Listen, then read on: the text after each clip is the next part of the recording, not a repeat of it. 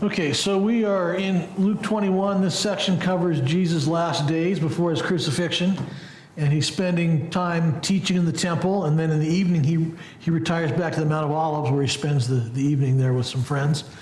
He's been answering the questions of the Pharisees, the scribes, the lawyers, who thought they could entrap him by getting him to say something and then use that against him. And throughout this attack, Jesus displayed his great love and compassion as he continued to offer the gospel to his accusers. Jesus made it clear from referencing Psalm 110 that Messiah would be a God-man and that he was that Messiah for whom Israel had been waiting. He warned about the scribes who loved outward appearances and receiving honor, but the false religious system they had contrived took advantage of the poor and impoverished widows. Then last week we began a study of what we commonly know as the Olivet Discourse, because it was given on the Mount of Olives when Jesus left the city in the evenings. So he returned there each evening and he sat with the disciples, and they looked out at the temple and would admire the temple, and then Jesus told them that one day that temple would be destroyed. So after he said that comment about the temple being destroyed, that brought to mind for them three questions. So they posed these three questions to him. They said, when will the destruction of the temple and the city of Jerusalem occur? And then secondly, they asked, what is the sign of your coming, or what is the sign that it is about to occur? And then thirdly, they asked, what is the sign of the end of the age? And we saw last week that Jesus answered that third question first. So he talked about the sign of the end of the age. And we use this chart to try to put in place where things are. Now, not exactly a timeline because we're not giving a lot of specific dates here, but we're giving some general time frames and general events in different periods.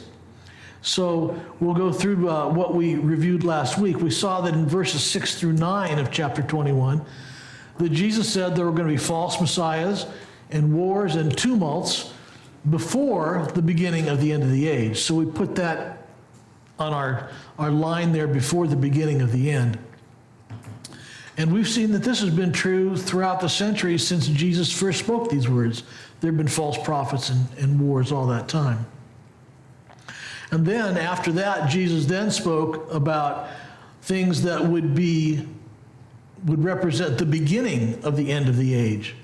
And we generally associate this with the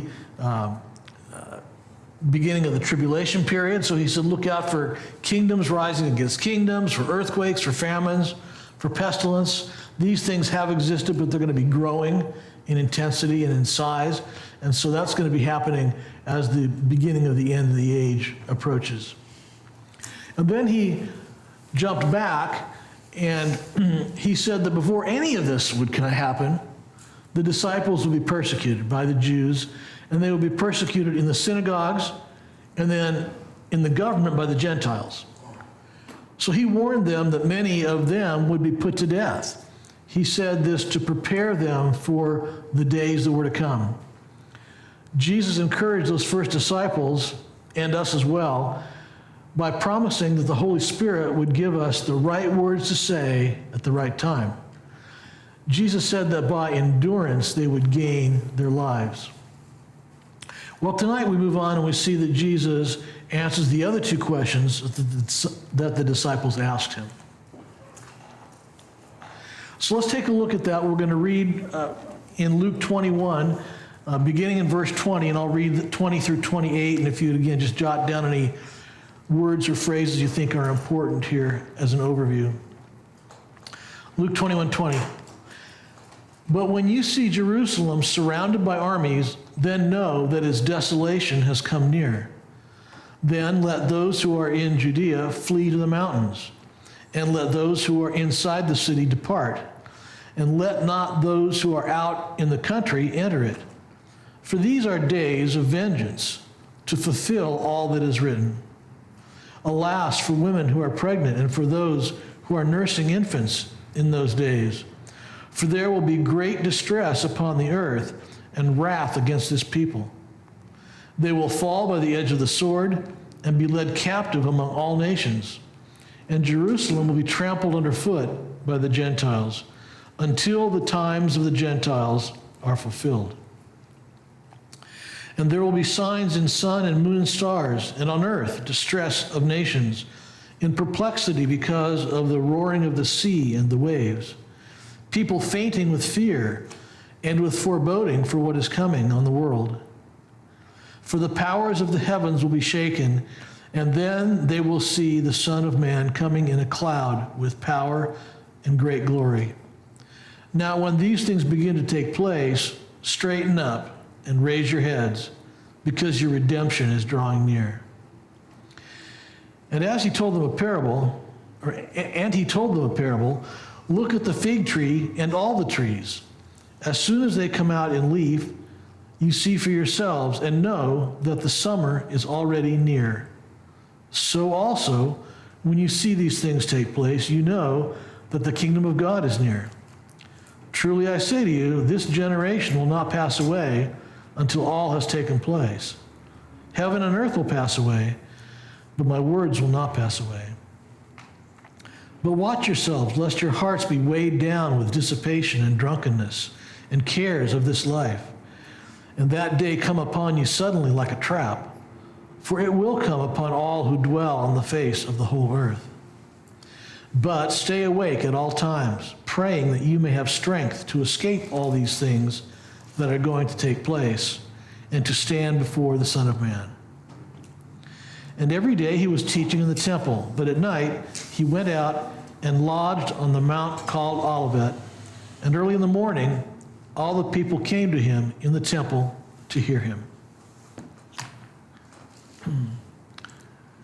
Okay, so what words jumped out at you in those verses? Distress. Redemption. Sorry. Went dark.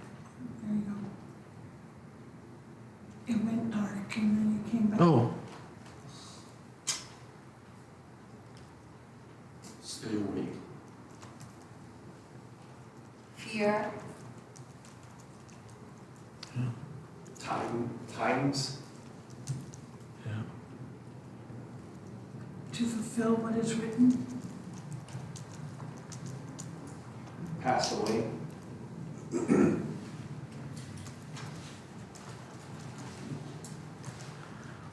Yeah. Okay. Good. Yeah, that gives us a good picture of where we're headed in our study tonight.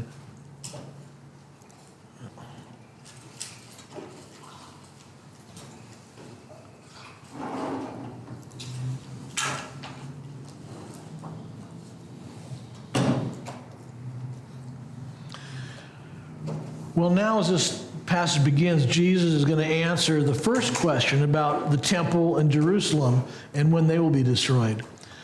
So he describes the coming destruction of Jerusalem in verses 20 through 24. Now, some commentators say that this was completely fulfilled when the Romans conquered the city in 70 AD, and others say that this prophecy is yet future.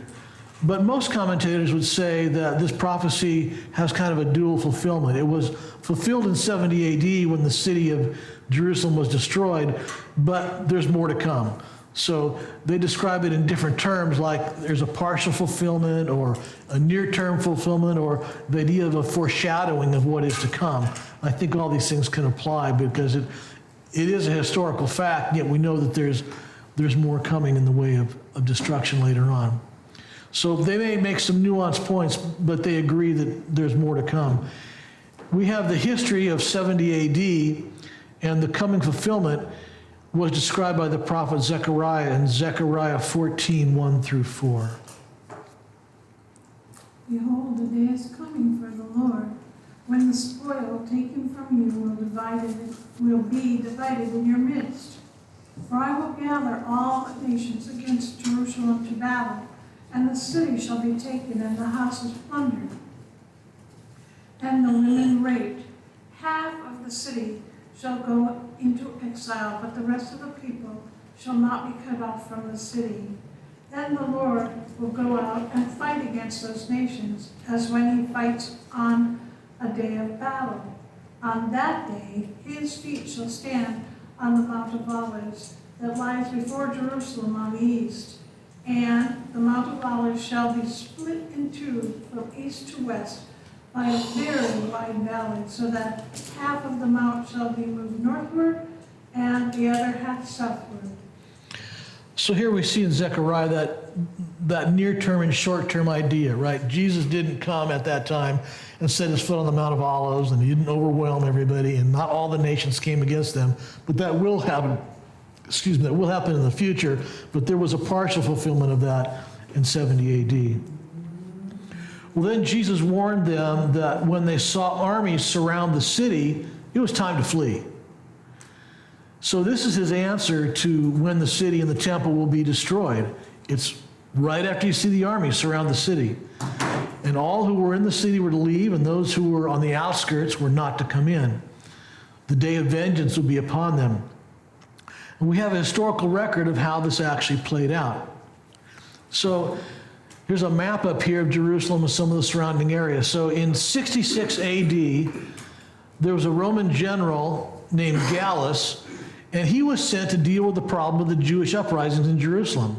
So he came down from Caesarea up in the north, and he came down to Jerusalem, and he surrounded the city. So this is the sign that Jesus was talking about in Luke 21, where the city was encircled. But at that time, once the city was surrounded, it was too late for anybody to escape. They couldn't get out. But then something interesting happened. Gallus was there because he was going to set a siege, which basically means you're going to surround the city, and you're going to starve them out. You're going to wait. So it's a long-term thing. It might take a year or more. So you're prepared that you're going to wait until the guys in the city have nothing more to eat or drink, and then finally they're going to give up or commit suicide or something, but you're just going to starve them out. Well, as Gallus is doing this, he realizes that his own supply lines are not secure, and he really isn't set up from a supply standpoint to maintain a long battle. So he withdraws back to Caesarea. And on his way back to Caesarea, he meets some opposition from some of the Jewish forces, and he's killed. So he comes to the siege, he encircles the city, but then he withdraws. So his withdrawal and his death means Jerusalem is no longer surrounded. So this created a temporary opportunity for the people of the city to escape. And from what we can tell, the Christians did just that. They took Jesus' words seriously, and they got out of the city of Jerusalem. We don't hear any mention of them being part of the battle that comes later on, or perishing in the fight. They obeyed Jesus' word and they fled. Now they fled to the other side of the Jordan. If you go north from Jerusalem a little bit, on the other side of the Jordan, there's that city called Pella, and it became known as the flight to Pella. The Christians took off to the other side of the Jordan, and they were met there by Christians from Judea and Galilee, and they escaped the destruction of Jerusalem by fleeing, just as Jesus said here in the Olivet Discourse. Well, then, a little while later, there was another general called Vespasian. He later became Caesar, and so when he was Caesar, he had these coins minted with his image on it. And this particular one commemorates his defeat over the Jews. So along with him, he brought his son Titus, and Titus would also later become a Caesar. And they took over the effort to suppress this rebellion of the Jewish zealots. So Vespasian opened his campaign in 67 AD and up in Galilee. So he wasn't down in Jerusalem just yet. He's beginning his campaign up in Galilee. And kind of an interesting footnote, while he's up in Galilee, there was some Jewish opposition to him, and the person that was in charge of that Jewish defense was a guy named Josephus. And so he was captured by Vespasian, and then through a series of events, Vespasian allowed him to live, and of course, Josephus is the historian, the chronicler of much that went on in those times in Judea. Well, at that time, there's also chaos going on in Rome, so Vespasian thinks, I've got an opportunity to take advantage of the chaos, and I'm going to become emperor. So he left his son Titus in charge in Judea. So then here's a coin bearing the image of Titus on it that was minted later after he finally became Caesar.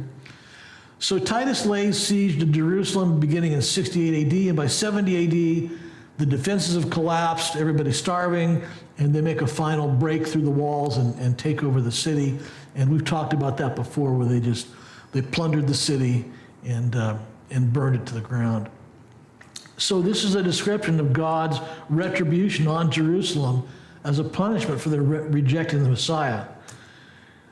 When I found this picture, actually, if I understood it right, that's an AI-generated picture, so interesting. But God used the Roman army as his instruments to carry out his righteous judgment on the city of Jerusalem and the people that had rejected him. This also reminds us of 5 centuries earlier when God called Nebuchadnezzar my servant, and he used Nebuchadnezzar to destroy the temple and take the nation into exile. So God uses heathen kings to accomplish his will sometimes.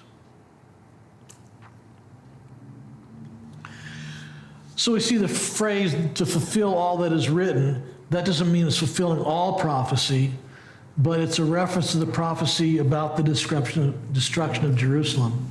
So remember, one time previously, Jesus talked about the desolation of Jerusalem, and he wept over the city. Somebody has Luke 19:41-44. And when he drew near and saw the city, he wept over it, saying, would that you, even you, know to this day the things that make for peace. But now they are hidden from your eyes. For the days will come upon you when your enemies will set up a barricade around you, and surrounding you and hem you in on every side, and tear you down to the ground, you and your children within you. And they will not leave one stone upon another of you, because you did not know the time of your visitation. So Jesus had told them before that this was going to happen. He mourned over the city, and now he's telling them another time that this is coming about. In verse 24, it says that Jesus says that they will be led captive to all the nations, and Jerusalem will be trampled underfoot by the Gentiles.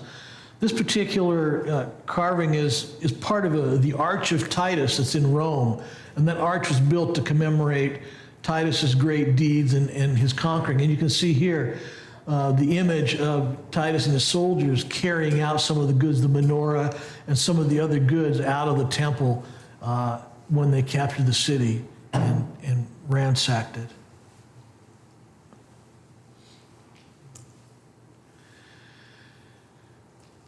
We see there's an Old Testament prophecy also long before Moses prophesied the words God gave him of what would happen when Israel disobeyed God.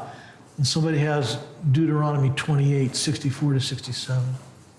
And the Lord will scatter you among all peoples, from one end of the earth to the other. And there you shall serve other gods of wood and stone, which neither you nor your fathers have known. And among these nations you shall find no respite, and there shall be no resting place for the sole of your foot. But the Lord will give you there a trembling heart and failing eyes and a languishing soul.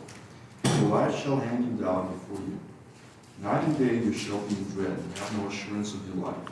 In the morning you shall say, if only it were evening. And at evening you shall say, if only it were morning, because of the dread that your heart shall feel and the sights that your eyes shall see. So God told the people of Israel through Moses of what would come as a result of their disobedience, and here's just another fulfillment of that prophecy. Well, then Jesus says that this will be true, that is, the Gentile presence. This will be true until the time of the Gentiles are fulfilled. So we typically consider the time of the Gentiles to begin back when Nebuchadnezzar took over Jerusalem. Jerusalem had been under the Jewish control up until that point. Nebuchadnezzar comes in. He's a Gentile, of course, and since then, Jerusalem has not experienced Jewish control again.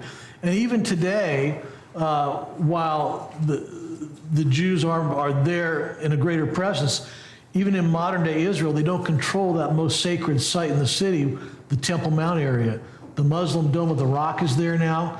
And so the age of the Gentiles continues as far as Jerusalem is concerned, and it will end when Jesus returns to earth to establish his kingdom. At that point, the times of the Gentiles will end, and there will be a new kingdom. Well, Paul also talks about this. He gives us some insight about the time of the Gentiles in Romans 11, 25 to 29.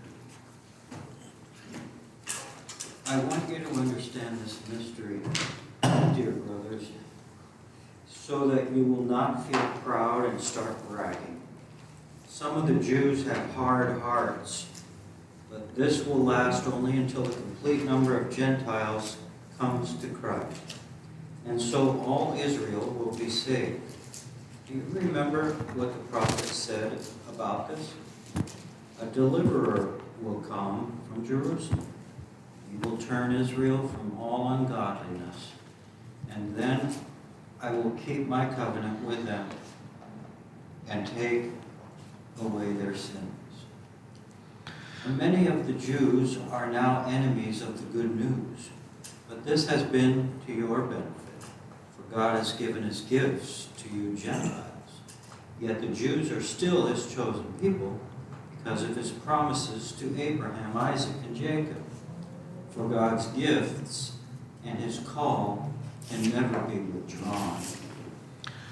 So part of this idea of the times of the Gentiles is that they are not in control of the city of Jerusalem anymore. The Gentiles are trampling over it.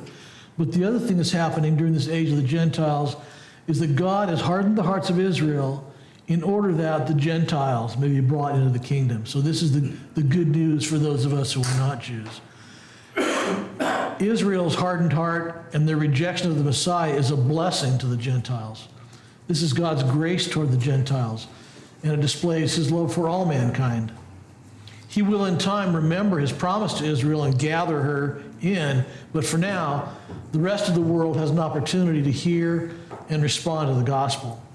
So until the times of the Gentiles are fulfilled, the city of Jerusalem will be trampled upon by the Gentiles. The times of the Gentiles it also has other prophetic references too. If you remember Daniel and the vision that Nebuchadnezzar had of the image and the head of gold and so on down, that also talks about the time of the Gentiles and the four major nations that are going to rule throughout that kingdom. Well, so if we go back to our chart here in our order of events, there's one more thing we can now put in place, and that is the Jerusalem was destroyed, and so that is very close to the time of the crucifixion and resurrection. It was in 70 AD, so we do have a date on that, but as far as our order of events, that's the first thing that's occurring there.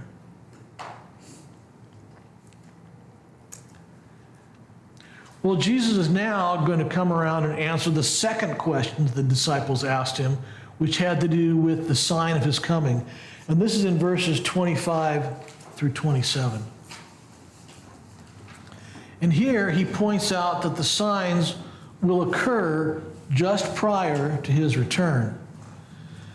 Matthew and Mark both include Jesus' words about the period of great tribulation, and Luke omits those words. So if we can turn together to Matthew 24, we'll briefly review some of that.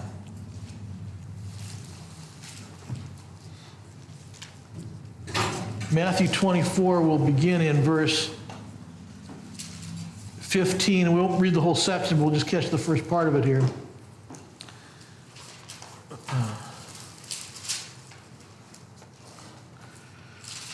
So Matthew 24:15 says, "So when you see the abomination of desolation spoken of by the prophet Daniel standing in the holy place, let the reader understand, then let those who are in Judea flee to the mountains.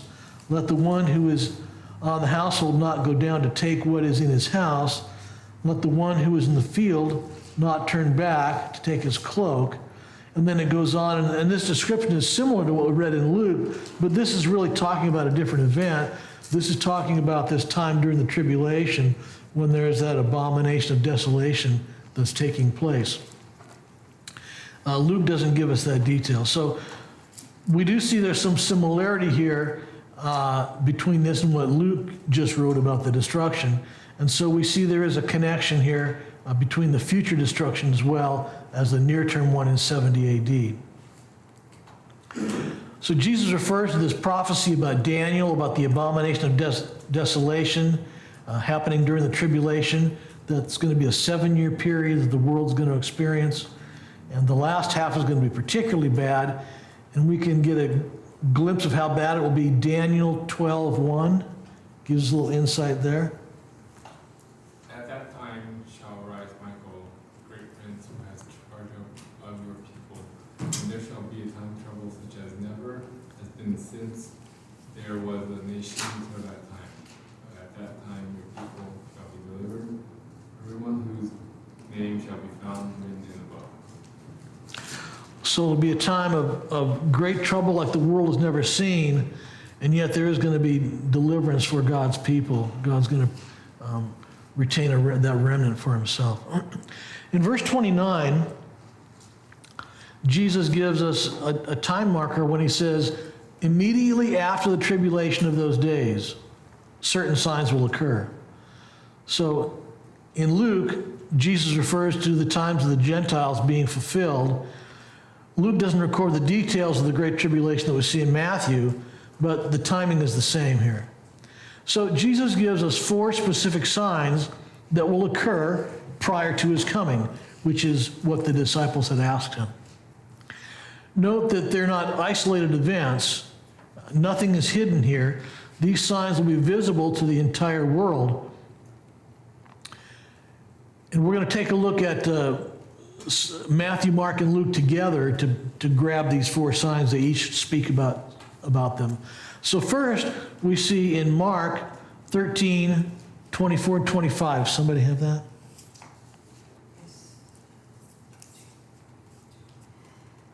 But in those days, after that tribulation, the sun will be darkened, and the moon will not give its light. The stars of heaven will fall, and the powers in the heavens will be shaken. So imagine here we are at the end of the tribulation period. There's been all these terrible signs and terrible events happening on the earth. And then at the end of that time, now there's a blackout. The sun goes dark, the moon goes dark, and the stars are falling from the heaven. Then the second sign that Jesus mentions is in Luke 21, 25 to 26. And here, he talks about great tidal waves that are going to make men faint and fear with foreboding. And as a result, he says, there's going to be perplexity on the earth. So that word perplexity in verse 25, in the Greek, it literally means without a way, or people won't know which way to turn. The Greek scholar W. Vine says, the sense is of one being at their wit's end. So they just don't know what to do. They're lost. They're perplexed. People will have difficulty coping and experience serious anxiety and distress. All mankind will be trembling in fear. Then the third sign, Jesus says in Matthew 24:30, whoever has that, just read that first phrase of 24:30. 24:30. Then will appear in heaven the sign of the Son of Man, and then all the tribes of the earth will mourn. And they will see the Son of Man coming on the clouds of heaven with power and great glory. Okay, so the first part of that is the sign is going to be the Son of Man. Now, some people say that this might be a star that appears, or it might be a trumpet sounding. Some point to Matthew 16:27. Let's go ahead and read that. Yeah. 27. Yes. For the Son of Man is going to come with his angels in the glory of his Father, and then he will repay each person according to what he has to come. So some read that and would say that this sign of the Son of Man is the Shekinah glory of God. And so now imagine the world is a dark place because the sun's not shining, the moon's not reflecting the light of the sun, the stars are falling from the heaven. And now here comes the Shekinah onto the world that's enveloped in darkness. So there's this glorious brightness lighting up the whole world. Well, back in Luke verse 27, it describes the Son of Man coming in a cloud with power and in great glory, and that kind of fits in with that idea too. So the sign will not simply point to the Son of Man, but it will be the Son of Man. Jesus will be the supreme sign of his coming. And then the fourth thing that we read, and again, this is in the second part of the verse that's being read, Matthew 24:30. The tribes of the nations, the tribes will look upon him and mourn. So we think because the word tribes is used and not nations, this seems like it's a reference to Israel, and it fits in with the other scriptures that say that they will look on him who they have pierced. That seems to fit in there. So as we look at this, we note that this isn't a coming that's happening in a small remote village. It's not going to be witnessed only by a handful of shepherds and peasants. It's not going to be a tiny baby laying in a manger. It's not going to be a show of meekness. It'll be the victor of Calvary and the conqueror of death coming to execute judgment, to claim his throne, and to establish his kingdom. Now, consider Jesus' admonition in verse 28. In verse 28, he said, "Now when these things begin to take place, straighten up and raise your heads, because your redemption is drawing near." He said, when these things begin to take place. What things is he talking about? Well, back in verse 20, he spoke about the army surrounding Jerusalem and then described the destruction of the city. After that, the other signs Jesus mentioned, the false messiahs, the wars, the earthquakes, the pestilence, all started taking place. So today, we would say that Jesus' return is imminent. It can happen at any time. There's nothing to prevent it. And so that's what he's communicating here, I think, in verse 28, is that it's time. Any time it's ready. So when we see these things coming, as we do each day, the instruction to us is that we are to straighten up and raise our head. Those believers who remain are to expect deliverances at hand. There's to be anticipation that redemption is drawing near. It's not expectation of something happening, but of someone coming. Jesus is calling us to live with this expectation. So one more time back to our chart of events, we see there's one more thing here, and that's happening at the end of the age, and those are the signs of his coming. And really that's happening at the end of the tribulation, or what we call the end of the age. Those four signs that we read about are happening right then at the end. Well, Jesus now answered the three questions that the disciples asked of him. But he doesn't stop there. He continues to give them more details about the end days. In verse 29, he pointed to the fig tree, and then he pointed to all the trees, and he said that they should observe that. They know that when he spoke these words, it was springtime in Israel. So some of the trees are probably already budding, and maybe there's some leaves starting to appear. This is a clear sign that summer is near.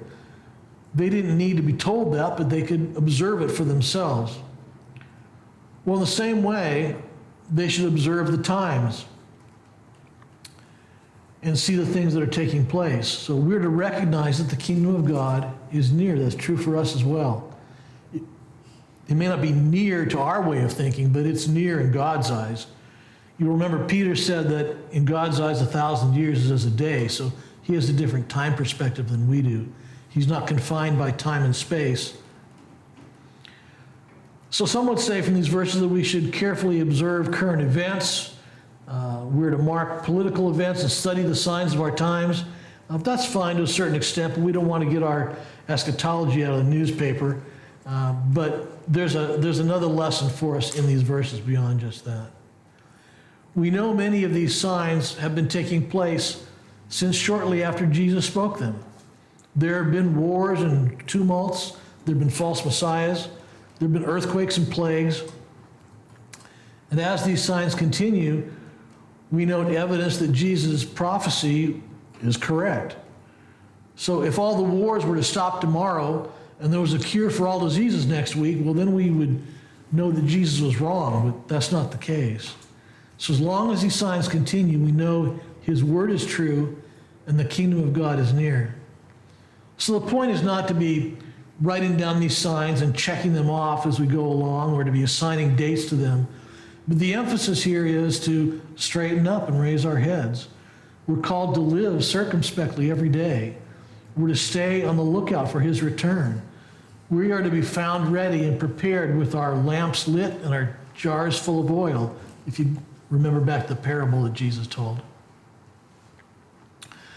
So these signs aren't tied to specific dates for a reason. We've been reading about the early church in our study in Acts on Sunday morning, and we see from the very beginning of the church at Pentecost, the apostles have a sense of urgency. And as the story continues, we see that sense of urgency continues. The gospel is carried to Jerusalem and to Judea, to Samaria, and then to the uttermost parts of the earth.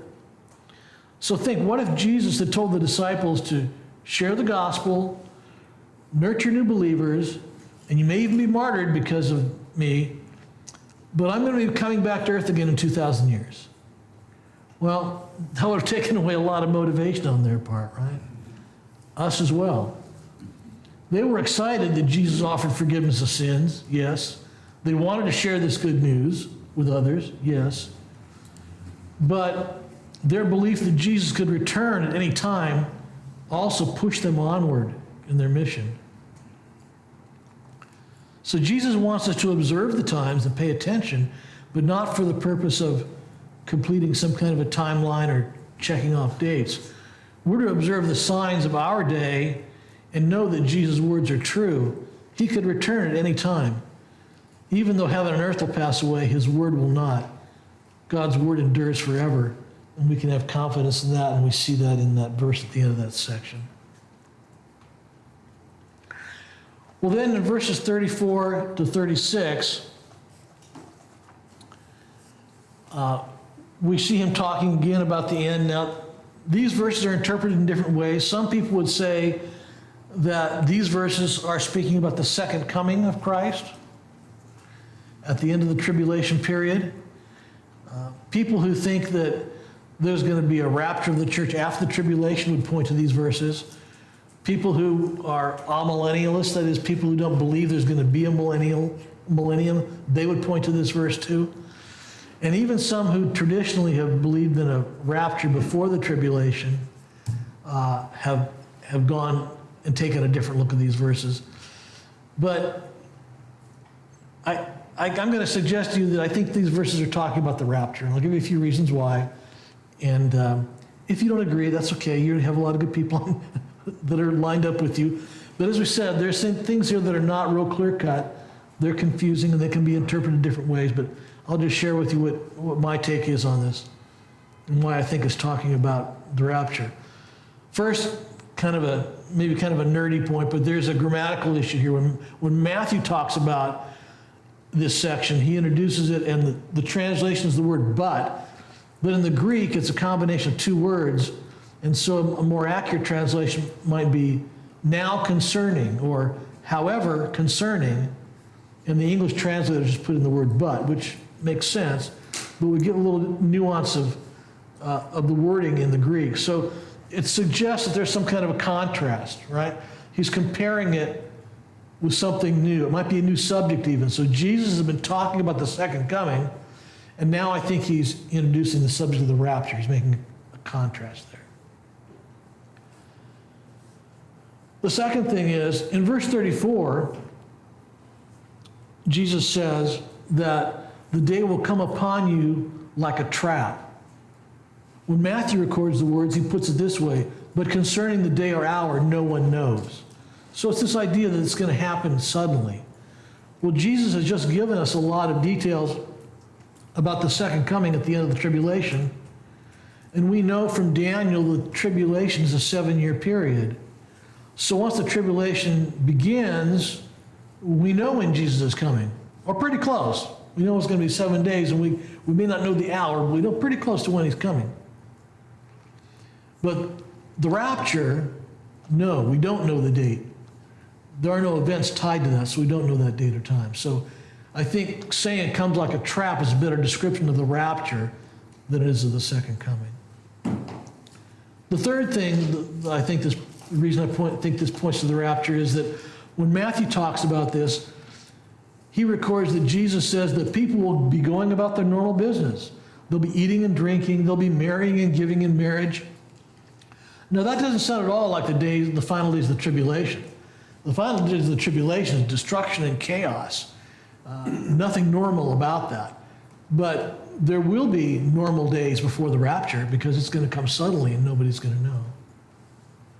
And then the fourth reason is, in verse 36, Luke says that we should pray to have strength to escape these things and stand before the Son of Man.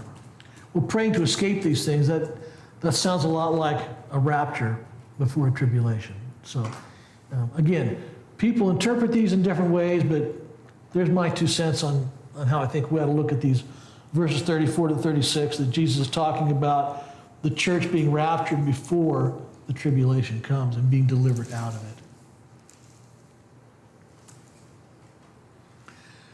Well, whichever way you look at this, whichever event you think is being described here, there's a bigger message, and that is that we are to watch ourselves, to stay awake, to pray for strength, and to look up for our salvation is drawing near. We're not to live lives of dissipation and being overwhelmed by the cares of life. And we should note, there's nothing on the prophetic calendar that has to happen before the rapture. Dr. Arnold Fruchtenbaum put it this way: once Jerusalem was destroyed in 70 AD and the judgment for the unpardonable sin finally came, every prophecy that must precede the rapture of the church was fulfilled. So everything after that, there's nothing more that needs to happen. Well, the apostles believed this. We see it in their writings. Paul lived with that expectation, certainly. Somebody has 1 Thessalonians 4, 16 to 18. Yeah, I do. For the Lord himself will descend from heaven with a cry of command, with the voice of an archangel, and with the sound of the trumpet of God. And the dead in Christ will rise first. Then we who are alive, who are left, will be caught up together with them in the clouds to meet the Lord in the air. And so we will always be with the Lord. Therefore, encourage one another with these words. So Paul describes that rapture is going to take place, and he says, we who are left behind. So he fully expects that it could happen. While he was alive. Well, he was alive, right, exactly. Paul wrote this to the Corinthians also. Somebody has 1 Corinthians 15, 50 to 52. I tell you this, brothers, flesh and blood cannot inherit the kingdom of God, nor does the perishable inherit the imperishable. Behold, I tell you a mystery. We shall not all sleep, but we shall all be changed. In a moment, in the twinkling of an eye, at the last trumpet, where the trumpet will sound and the dead will be raised imperishable, and we shall be changed. So again, Paul, fully expecting that this could happen at any moment, and the great picture of the dead being raised and joining Christ. Peter felt this way too. Somebody has 2 Peter 3, 10 to 15.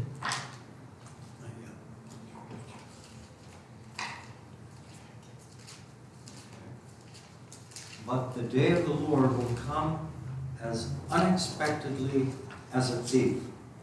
Then the heavens will pass away with a terrible noise, and everything in them will disappear in fire, and the earth and everything in it or on it will be exposed to judgment. Since everything around us is going to melt away, what holy, godly lives you should be living. You should look forward to that day and hurry it along. The day when God will set the heavens on fire and the elements will melt away in the flames. But we are looking forward to the new heavens and the new earth He has promised. A world where everyone is right with God. And so, dear friends, while you are waiting for these things to happen, make every effort to live a pure and blameless life and be at peace with God. And remember, the Lord is waiting so that people have time to be saved. This is just as our beloved brother Paul wrote to you with the wisdom God gave him. So these two men, Peter and Paul, they don't sound like a couple of guys who think the rapture's 2,000 years away. They think like it could happen at any moment. They've got that right attitude, that right expectation. And their counsel as a result is that we should live godly lives, paying heed, just as we saw before. Watch, stay awake, pray for strength, look up. So they believed it could happen in their lifetime, and then they lay out the expectation for us that we too should live with that expectation that it would occur at any time. Somebody has Titus 2:11-13. For the grace of God has appeared, bringing salvation for all people, training us to renounce ungodliness and worldly passions, and to live with self-control, upright and godly life in the present age, waiting for our blessed hope and the appearing of the Lord, our great God and Savior Jesus Christ. So there's the so what of this rapture and this second coming of Christ, is that it affects our lives today and how we walk each day. If an unbeliever thinks he can wait until these signs are going to appear and then get right with God, not a good approach. If we think that we can wait for these signs until we're serious about our walk with God, we're just as mistaken. So when some of these signs appear, it's going to be too late, right? Those signs at the end are going to happen quickly. That's clear from the way Jesus describes his events. So there won't be time to get right then. So the admonition is to us to walk circumspectly each day, to stay awake, to pray for strength, and to look up because our redemption is drawing near. When Christ comes back, it will be the end of the age and the beginning of his kingdom. So, let's bring this around and let's talk about a couple of points here. What did we see about God from our passage tonight?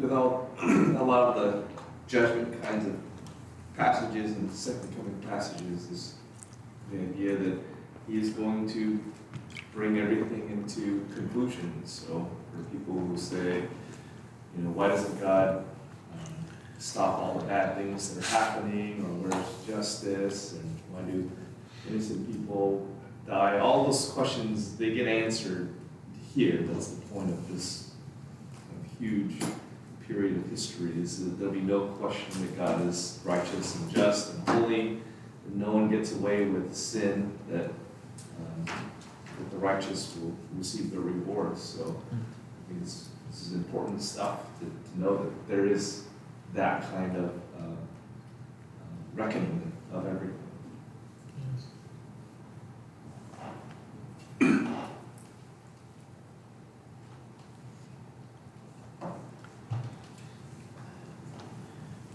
Other thoughts?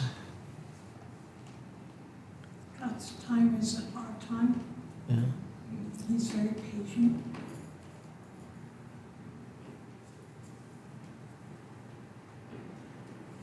The motivation for us thinking if we knew Jesus was coming back next week, or if we knew Jesus was coming back 2,000 years from now, you'd find a way to be lazy about, what God wants you to do, evangelism and holiness. You say, he's coming back next week anyway. What's it matter? It's too short a time to clean up the house, or,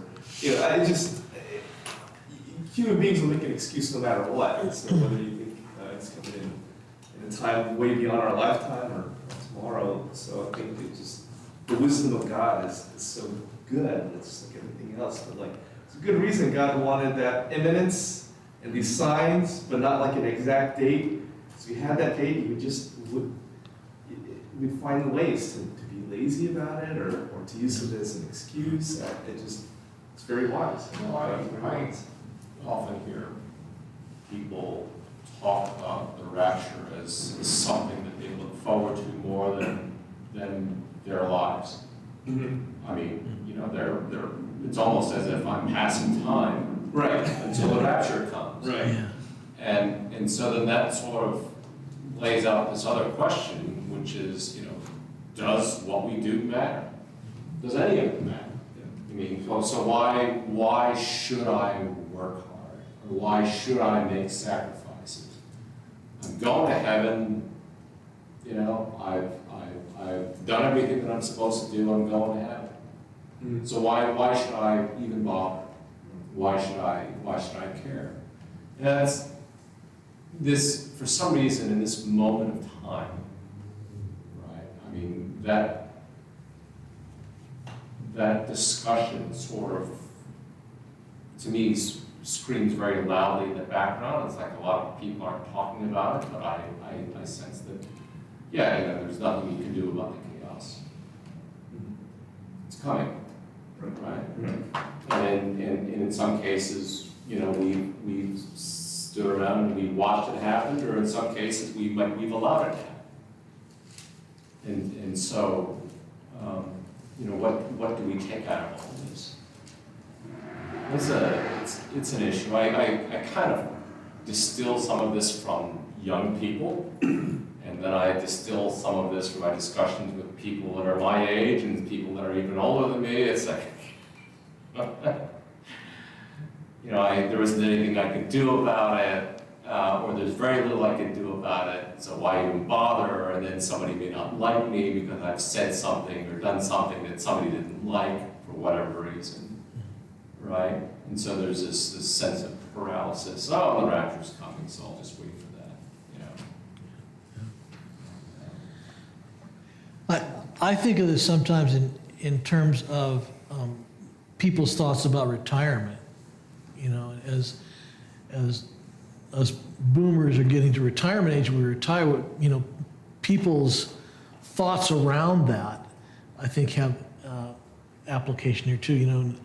What's enough money? Do you have enough money? What are you going to do with your time? And are you going to relax? Or and just all those thoughts speak to how am I going to spend my life? Am I just going to am I going to kind of go on cruise control until the end? Just kind of slide in easily, or am I going to be diligent and keep pushing to the end? Well, Paul, had this famous talk about fighting the good fight. Yeah. And keeping the faith. Right. Keeping the faith, a long walk with a lot of fights involved. But for some reason, I get the sense that, that isn't what's on people's mind anymore. They're not thinking about that. That's not the fighting the good fight, or making sacrifices, or doing the tough things that play out over years or even decades. Those things aren't talked about anymore. They're not in the American culture anymore. They used to be in the American culture. It was a very much a Christian work ethic in around in American culture. And I come back, I go away for about a decade and come back, it's like, fight the good fight, what are you talking about? Right? I think I could write a couple books. There's a few subjects that I'd love to talk about biblically, but one of them is the biblical definition of waiting. Biblical definition of waiting is not passive at all. I think when we think of waiting, you're thinking of waiting for an appointment, and you're twiddling your thumbs, or when I was a kid, waiting for my mom or dad to be done shopping or something, and it was just mind-numbing, or it was really boring, or it seemed like a waste of my time. But in the Bible, like even the phrase like waiting upon the Lord, it's often a fight. It's almost rarely without any kind of struggle or activity or verse, let's say. And even in the Titus passage, it says waiting for our blessed hope, verse 13. But what does it say we're doing while we're waiting? It's the verse before, training us to renounce ungodliness and worldly passions and to live self-controlled, upright, and godly lives in the present age. So even waiting is very active. It's very, there's stuff to do while you're waiting. And I think that's something that gets lost on us. I've met many Christians, unfortunately, who would just define waiting like that. I'm waiting in the doctor's office until I get called in. And they think of life like that, the rapture or whatever. I'm vaccinated, I'm going to heaven. Yeah, but this is like, well, training is actually a very rigorous word there. It's like a gym, like a coach. Like the grace of God has appeared, and it's in there like a fitness trainer. What's it training you to do? To renounce ungodliness, worldly passion, live self-controlled, upright, and godly lives. And I haven't gotten there yet. You might say, well, what's the point of doing that stuff? Well, it's so that people will see that and get saved, because they'll see you denying the worldliness and the ungodliness, and it'll stand out because people see what the result of ungodliness and worldliness is. It hasn't made the world better. It's not improving lives necessarily. They've done it themselves, and they know that's not getting them anywhere. So when they see you denying it and living self-controlled and upright, hopefully they will ask. Hopefully they will say, well, you seem to be living for a life beyond this life. What's that about? And you point to the grace of God and the blessed hope, appearing of Christ in glory. So it's unfortunate, that trend, because I think you're right, that's where a lot of Christians seem to be going, or that's almost their hope. It's not really in Christ coming. Their hope is that they don't have to do anything until Christ comes. Well, that's not the hope. Your hope is not that you do nothing until Christ comes. Because if it's not inspiring you to do these things, then maybe your hope is not actually in the Lord coming. He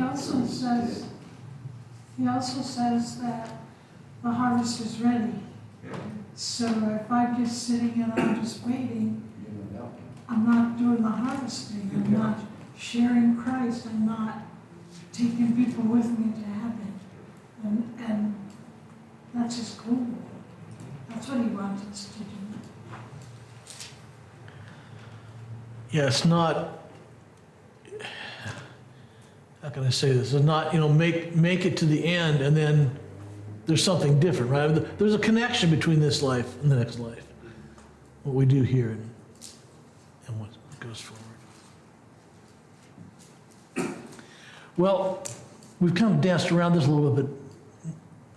We're after 8, so takeaway question then is something to consider about. Maybe we can talk about this more.